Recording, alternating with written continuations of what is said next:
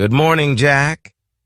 Today we're going to learn about the future perfect tense. Are you ready? Good morning, sir. Yes, I'm ready. But I don't know much about the future perfect tense. Can you explain it simply? Of course.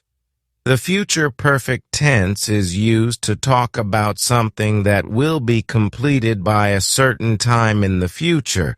It's like looking ahead and imagining something will already be finished. Oh, so it's about something that will be done in the future? Exactly.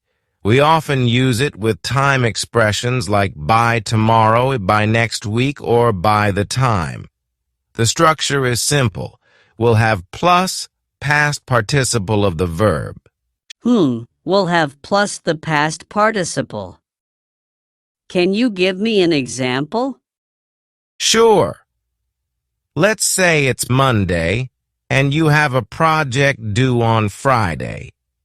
If you want to talk about the project on Thursday, you can say, I will have finished the project by tomorrow. Oh, I get it now.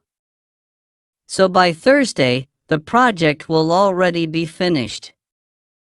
That's why we use will have finished. Exactly. Here's another example. Imagine you're preparing for a test and you know you will complete all your studying by Sunday. You can say, by Sunday I will have studied everything I need. So it's like I'm saying, when Sunday comes, the studying will be done. Exactly. Let's try another one. Think about traveling. If you are on a long journey and you want to talk about where you will be at a certain time, you could say, by next week, I will have visited 5 cities. Wow! So by the end of next week, I will have finished visiting 5 cities. That makes sense. Exactly.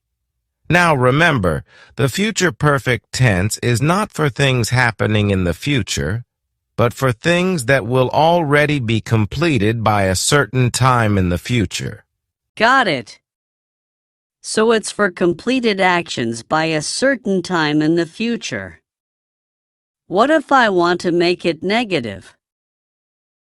Good question. To make it negative, we just add not after will. For example, I will not have finished my homework by 8 p.m. So if I'm not sure about finishing, I can say, I will not have completed my homework by tonight. Right? Perfect. That's exactly how it works. And if you want to ask a question, you simply put will at the beginning, like, will you have completed your homework by 8 p.m.? Oh, that's simple. Will you have cleaned your room by the time I get home? Is that correct? Yes, that's perfect. You're asking about whether the action will be completed by a certain time. I think I'm getting the hang of it. Can we practice some more? Of course. Let's try using different time expressions. If you want to talk about graduating by a certain year, what would you say? I would say, by 2025, I will have graduated from school. Excellent. That's exactly right. You're thinking ahead to a point in the future when your graduation will already be finished. I feel like I'm really understanding this. What if I want to say that someone will have worked at a company for a certain number of years? Good example. You could say, by next year, she will have worked at the company for 5 years.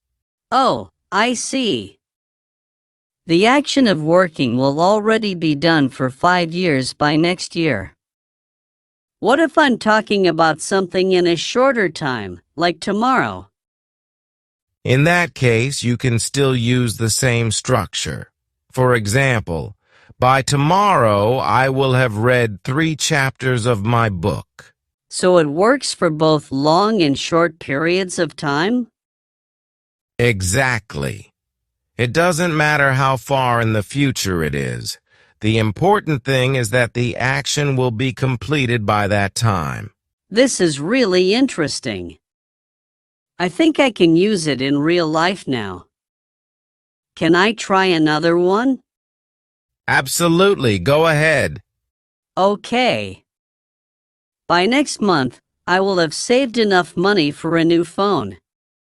Perfect example. You're talking about an action that will be finished by a specific time in the future. Well done. Thanks. I have one last question. Can I use the future perfect for things that may not actually happen? Good question. Yes, you can use it for actions that you expect will happen, but there's no guarantee. For example, by the time I arrive, he will have left. You're expecting him to leave, but it's not 100% certain. Oh, that makes sense. I can use it even if I'm just predicting the future. Exactly. It's a way to talk about what you believe will happen, but it's still about completed actions in the future. I feel confident about the future perfect tense now. It seems tricky at first, but it's really useful. I'm glad to hear that. Keep practicing, and soon it will feel natural. Do you want to practice more, or do you feel ready? I think I'm ready. I will try using it in conversations and writing. Great! Remember, it's all about completed actions by a certain time in the future. Keep that in mind, and you'll do great. Thanks, sir. I'll make sure to practice. See you next class.